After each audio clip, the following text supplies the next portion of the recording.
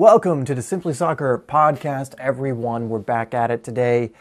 A few quick announcements. Sorry for missing a few videos over last week. I was actually sick, had the stomach flu, not very pretty. Basically one of those things you just kind of have to rest and sleep off and can't really do much when you have it. So that's why I missed a few. So I am a bit behind on videos, so hopefully I can get all 7 out this coming week. If not, I'll try and get close to that and then make sure I'm as prepared as possible for the week after.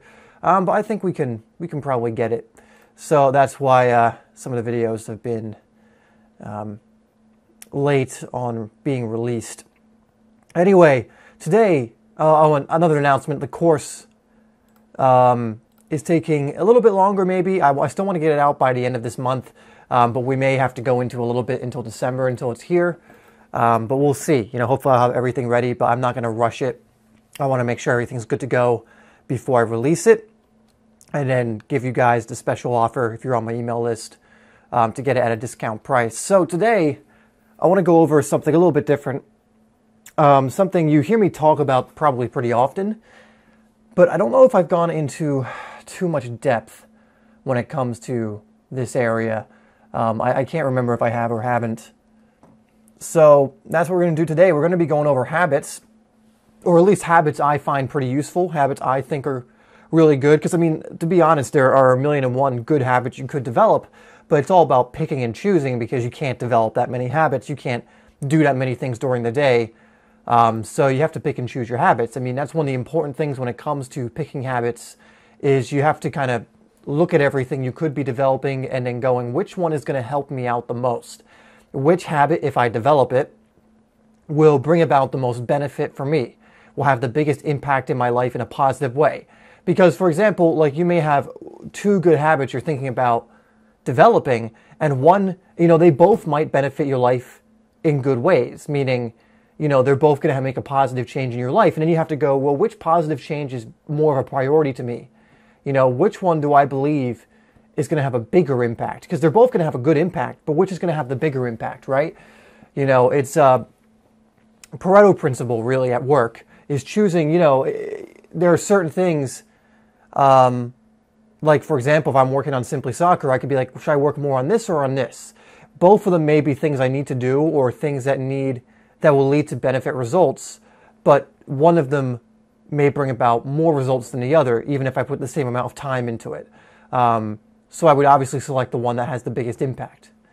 It's just the way you want to kind of prioritize things, because again, you only have a certain number of hours in a day. You can't do everything, so you have to pick and choose what you're doing. It's why a lot of people, and something I need to actually do, and I haven't been doing, is delegate certain things. For example, like a business will delegate certain things because the boss can't do everything, so he'll be like, all right, so I can't really do this, but what if I hire someone who's really good at doing this and get them to do it so I don't have to worry about it, and then I have someone who's really good, who's even better than me at doing it instead. It'd be like if I paid someone to edit my videos, it gave me the time then to create them and to come up with the ideas and, to come up with the formats, which is what I prefer doing. So it's something like that. You have to kind of pick and choose when it comes to your habits. So in today's video or podcast, I'm going to be going over essentially, some of the habits I think are most impactful. So some of the ones that have been most impactful for me, why they have been, or what the benefits of them are, and why I recommend you take up some of these as well. So these aren't necessarily going to be soccer habits. They're just going to be habits in general. But everything's connected. So the better you are, the better you're going to be as a soccer player. It's all connected in that way.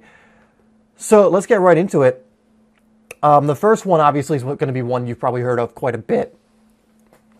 I did bring water down here, thank God. But it's probably one you've heard quite a bit. I've been talking about quite a bit, and that's meditation.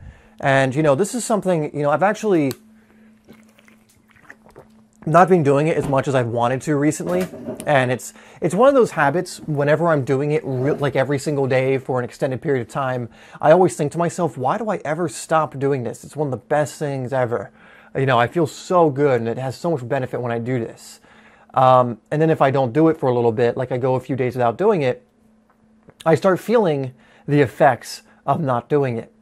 And that's because, meditation is an interesting one because it's one of those habits where it's kind of intangible results, where you're not going to like get something necessarily physical from it. It's one of those things where you just kind of have to do it, and then like a few months later, you're just going to realize something's different. You may realize it a lot sooner than that. You might realize a month in. You might go, there's something about me that's different. And you'll realize a lot of it had to do with your meditation habit. And there's so many benefits to meditation. And again, it's one of those things like that there's been a lot of more research done on it, in the last few decades. So we understand it a lot more now. And it really has been proven to be one of the most beneficial habits if done daily. It has to be done daily, but it's been proven to be one of the most beneficial things you can do. It's something, especially in today's day and age, in a day and age where you're fragmented all the time, where your attention is trying to be sucked up by all these different things, social media, TV, Netflix, whatever it may be, all these different media outlets.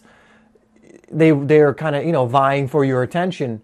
They're fighting for your attention. And so they're really good at getting your attention. It's why social media is so addictive. Same with TV, same with all these things. They know what they're doing. They're trying to keep your attention.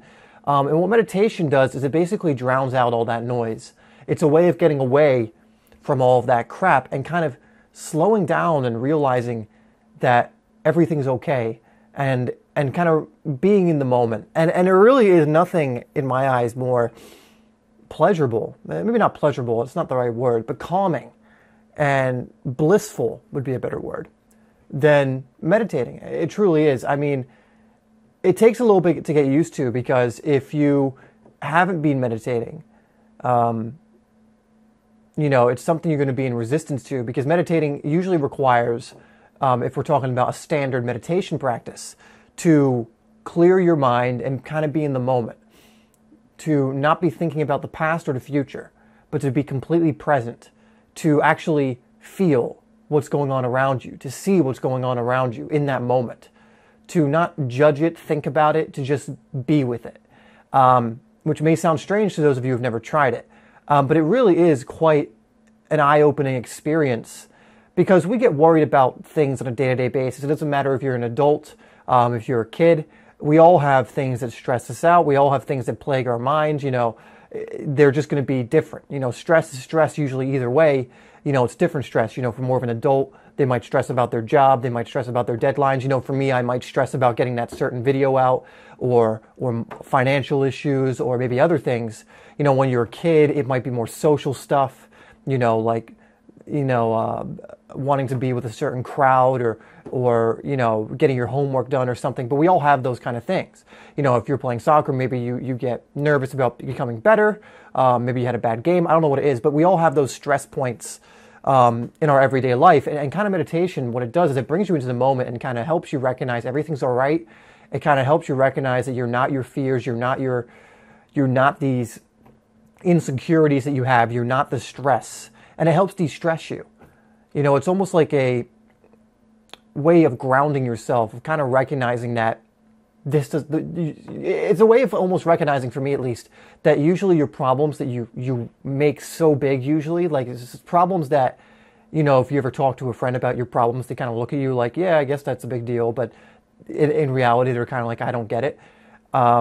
Because that's truly what it is. They recognize, because it's not them going through it, they're not emotionally attached to it, that's not that big a deal.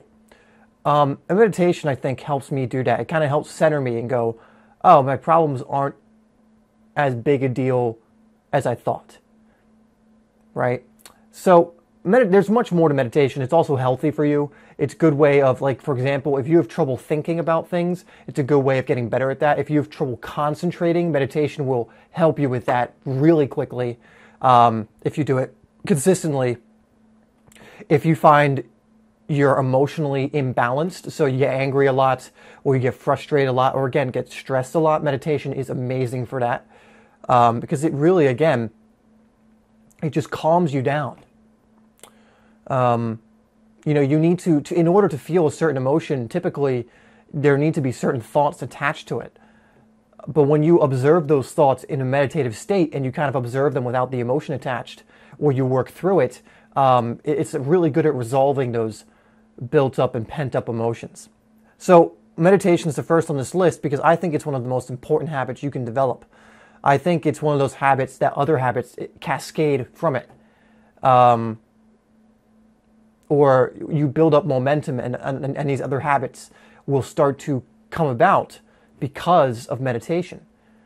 You know, I'm a firm believer that like attracts like, meaning if you start building good habits, other good habits will follow, or you will be more encouraged to build better habits. You know, for example, if you start working out, you're going to probably be more encouraged to start eating healthy because you'll recognize, well, if I don't start eating healthy, you know, a lot of these workouts will be for nothing. You know, you recognize that your body will start to crave better food because now that you're working out, your body is going to be craving certain fuel. And suddenly the cookies aren't going to look as good. But, you know, the chicken and the rice and the peppers are going to look a lot better. The vegetables are going to look a lot better because you're developing one healthy habit and you're going to want to go from there and build more. And meditation, I think, is a really good one to start with because I think it's there's a thing called a keystone habit, which is essentially what I've just described. A keystone habit is a main habit you build, and then you branch basically other habits from there. It's like your main good habit. It's like that habit you turn to, that behavior you turn to when you're falling, when you're going off the path you want to be on. Meditation is definitely one of those for me. Like when I find I'm going a few days and I'm not doing so well, I'm not sticking to what I need to stick to, I find meditation is a great way to get myself back into it. I'll meditate and it will remind me to do all my other stuff. And it's just something that helps me get back to where I need to be. And it really is seriously one of the best habits you can develop. So you can look up some of the more health benefits there are to meditation. There are plenty. You know, there's a reason it's my first one on the list. And in fact, if you watch a lot of YouTube videos or you even listen to a lot of experts in different fields, especially when it comes to things like psychology and things to do with the brain and the mind, meditation is something I think a lot of them recommend. If you look at other like self-help YouTube channels, meditation is always one of their first habits that they recommend people develop. So this is something that so many people recommend. And again, when I do this consistently, I feel so good. Like I feel just more productive. I feel more clear. I feel less distracted. I feel less stressed. I mean, there's so many things that go into it. I can't even list them all here. So that's the first one I recommend if you're looking at habits to develop. And if you're going to develop a keystone habit, which again just means like a main habit, you know, your main like priority habit, which other stuff is going to branch out from, that really is the one that I recommend. Of course, it's not the only one, and if that's not your thing, that's fine.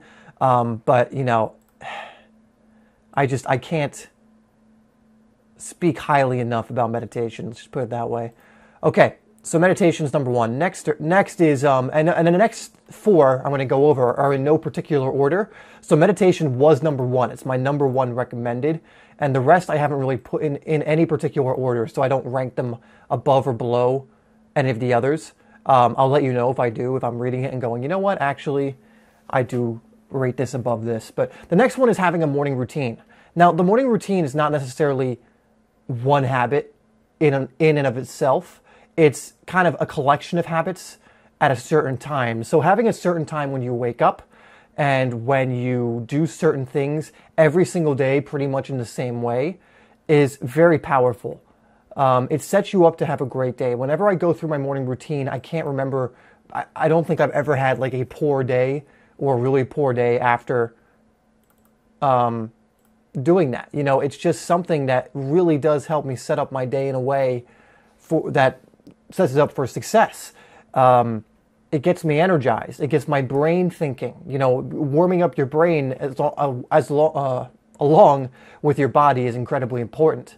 It gets my body moving because working out is a part of my morning routine. I'm actually working on making it even more a part of my morning routine because usually I just do a 20 to 30 minute workout, which depending on what I'm doing doesn't give me that much time to do much. It gives me enough time to get a pretty good workout in, but like if I want to do soccer drills or something, I don't get to do too much. So I'm actually working on adjusting that so it's more soccer driven. But I do that. It's a great way to kind of go over your goals, a great time to do affirmations. It's really a great time even to do meditation. I mean, if you struggle, for example, to do a meditation habit, that is a great time to do it right in the morning. In fact, someone I follow and someone who I really look up to, his name is Kyle Cease, he does, I think, an hour of meditation as soon as he wakes up. Now, I'm not saying you need to do an hour.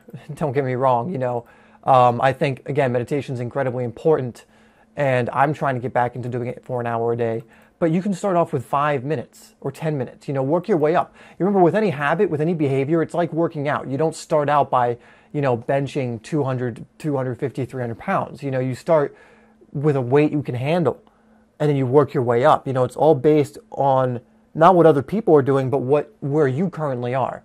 So I say, I'll meditate for 30 minutes a day or 45 or an hour. That may not necessarily be where you start. I've been meditating for years, so I'm just more used to it. Just like if there was some other habit I had not ever done, I wouldn't start at the same level of someone who's been doing it for a while.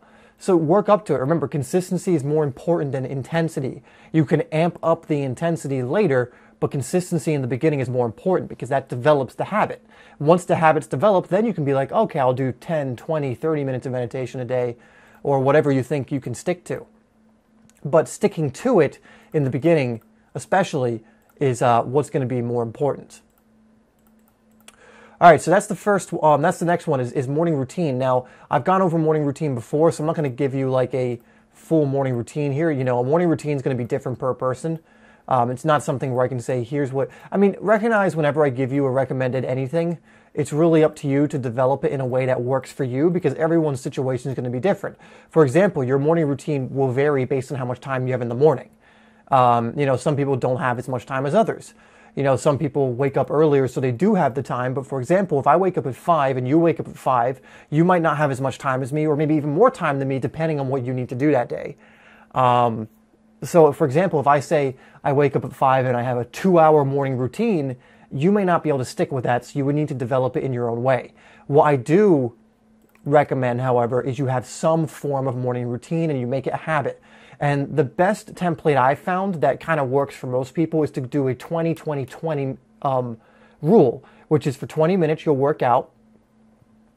For 20 minutes you'll do something to stimulate your mind, so it can be reading. It can be like brain training games, something that works on your mind. So think about it as first thing you do is exercise. Second thing is exercise your mind. And then the third thing is usually something like you can, maybe that can be your time for meditation. You can journal. You can go over your goals. That one is more flexible for whatever you want. And again, this is just a template. You can set it up however you want. But that's the second one, is morning routine. I really recommend developing some morning routine that you're going to stick to on a daily basis. You can always tweak it. You can fiddle with it until you figure out something that works for you. But that is what you do want to develop, some kind of morning routine if you can. Well, you definitely can. I don't care even if it's a 30-minute morning routine. Anything is better than nothing in this case. Just see if you can get something going. Again, it's because it's just such a powerful thing to have.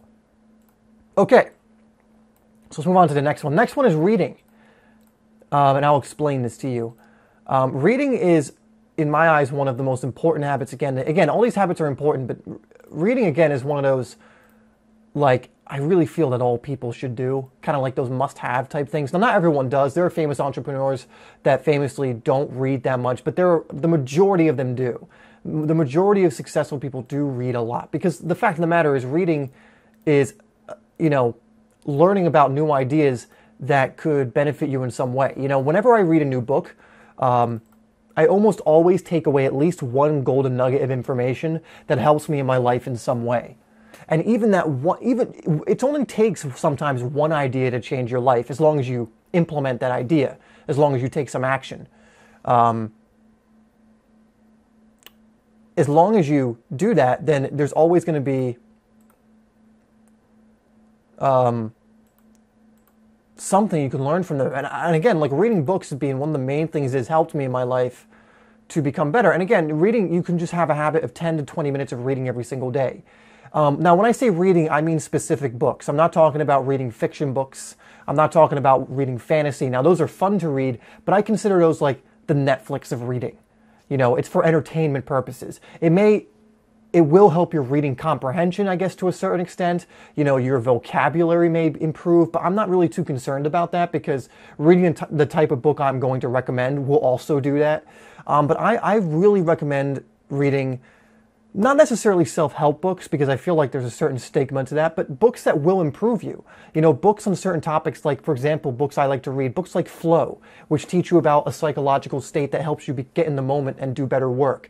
Books like Deep Work, which again talk about a psychological state called deep work, which helps you work even more efficiently. Books like The Art of War, books like I'm trying to find what's on my desk, Relentless. Things of this nature where when you read them, you're going to become inspired. When you read them, you're going to be subjected. That's the wrong word, as if it's like a bad thing. But you're going to be exposed to new ideas that could benefit your life in an incredibly positive way. I think you should be reading a book like that every single day. Not a whole book, but reading a book of that nature every single day. So 20, 30 minutes, whatever it is. And again, most of what I've learned has been from books. Of course, there are many more resources like YouTube and things, but the problem I have with YouTube and other things online is it's way too easy to get distracted. When you have a book and you're sitting down on a chair or your couch or whatever, and you're reading a book, that's all you're doing. You're reading a book. There is no real way of getting distracted unless people are walking around, but there's no if you're on the computer, you're on YouTube and you're watching an inspirational video or you're watching a video on a certain topic that goes over how to improve yourself in a certain way, in a certain area, it's very easy as soon as you're done finishing that video, as soon as you're done watching that video, it's very easy then to click on some other video in the tab or in the toolbar on the right and just get distracted and completely forget about the video you just watched. But when you're reading a book, you kind of read it and you have to think about the ideas, because unless you have your phone near you, which I recommend you don't, get your phone away from you when you read, but unless you do, you have to you've read an idea and now you have to think about it. And thinking about things is something, it just seems like we don't do as much in these days because of social media, because of technology, because we are so fragmented and distracted. And that's why I like about reading. To me, reading can be even like meditative. Like I'm almost like in a meditative state when I read. I get into flow. And because I'm not distracted, I just get into it and I start tearing through the pages. I'm learning so much. I'm getting inspired and motivated. I'm coming up with ideas as I'm reading the book. So you can see how this can be incredibly beneficial. The more you learn, the more you earn, they say. And that doesn't just have to be monetarily. The more you learn, the more you're going to get better at things in your life. There are things in books that aren't even related to soccer necessarily that have helped me at soccer for sure. That have helped me with SimplySoccer for sure, even though they weren't related to YouTube. A lot of things you'll learn in these types of books that are like improvement books, you'll find apply to many different areas of your life. So the next one's reading, another one I really recommend. Let's see what else we have here. Okay. All right, yeah. So next one is going over your goals. This is another one that I really recommend on a daily basis. And this one's a little more interesting to describe, but I'll try and do it. So what I have, and I've gone over this before with you guys, I have a sheet, actually more like almost a booklet that I created that goes over my goals. So, and it's very specific, like goals that I want to do by this time and this time. Like I have goals that I want to do a year from now, 5 years from now, I think even 10 years from now. And what I'll do is I'll go over those goals every single day. Now, what this does is you have to understand whatever you're focusing on, so whatever's on your mind most often is what you're going to act towards. So for example, if you are constantly distracted, you're going to act in a more distracted way throughout your days. So if you're used to being completely distracted by social media or Netflix or whatever, you're gonna get used to that and be drawn to doing that. You're going to be thinking about that. You watch Netflix a lot, you're going to be constantly thinking about going home and watching that new episode of that whatever show. So what reading your goals on a daily basis does, it now switches the narrative, and now you're thinking about your goals all the time. And when you're thinking about your goals all the time, you suddenly start coming up with ideas that help you get to your goals. You suddenly start remembering, oh, I need to do this so I get closer to this goal. You suddenly start doing your habits more. You suddenly start doing the things that are going to help you get closer to your goal because you keep thinking about them. You want to almost imprint your goals on your mind to the point where you know them by heart. You know, I pretty much know my goals by heart because I read them pretty much every single day and night. That's another thing. Read them when you get up as part of your morning routine, and then read them as part of your night routine as well. I found that to be very helpful. And by doing that, again, you're constantly going to have your goals on your mind. You're going to be thinking about them so often, and you'll be amazed at the amount of connections you make when you're doing this. Like, again, you'll just be walking, thinking about nothing, and suddenly an idea will pop in your mind. You'll be like, oh my God, that's what I've been waiting on. And this has happened to me so many times where I've been like just going about my day and a video idea will pop into my mind. And I'll be like, oh my God, that's going to be a great video. Or something of that nature, right? Towards any of my other goals. It will just pop into my mind. Because I'm thinking about them often, because I talk about them on a daily basis, because I go over them every morning. You know, my mind is used to thinking about them. I'm used to going over them. I'm used to them being there. You have to understand your focus can move from one thing to another. I mean, have you ever like thought you were going to do something and then you go about doing it and then you think about something else and then you completely forgot about what you were doing and you can't think of it? That's how quickly your focus can change. But by reading your goals on a daily basis, both morning and night, you make it so that you don't forget them. You make it so that they're always on your mind, at least a little bit. And when something is always on your mind, you're more likely to act on it. So if you want to accomplish your goals, the more you look at them, the more you go over them, the more likely it is you'll actually start taking action towards them. And even when you're not motivated, because I know when we get motivated, we all think that, yeah, you can envision the months and the years of work you're going to put in towards accomplishing a goal. But the reality is, as soon as you lose that motivation, you're probably not going to do the things you need to do, which is why if you go over your goals every single day, you're more likely to follow through even when you're not motivated because you're reminded of why you're doing what you're doing. Okay? So going over your goals, again, I would go over, make them very organized, put some work into writing them down. Like, this shouldn't take 10 minutes. Actually put some work into this because this is something you're going to look at every single day if you decide to go over this habit. Okay? All right, last habit is an interesting one that I'm getting back into, one that I stopped doing. I don't know why. But it's called the Wim Hof method. And I love this one because it combines a bunch of different things that have to do with the mind and also the body. It works on controlling the body to a certain extent. I went over the Wim Hof method with you guys a while ago, but some of you may never have heard of it, so I'm going to go over it briefly with you now. Sorry, just taking a drink of water. Because I'm going to be restarting it on a daily basis in my life starting tomorrow, actually. Tomorrow's Monday? Yes, starting tomorrow. I bought the app and everything.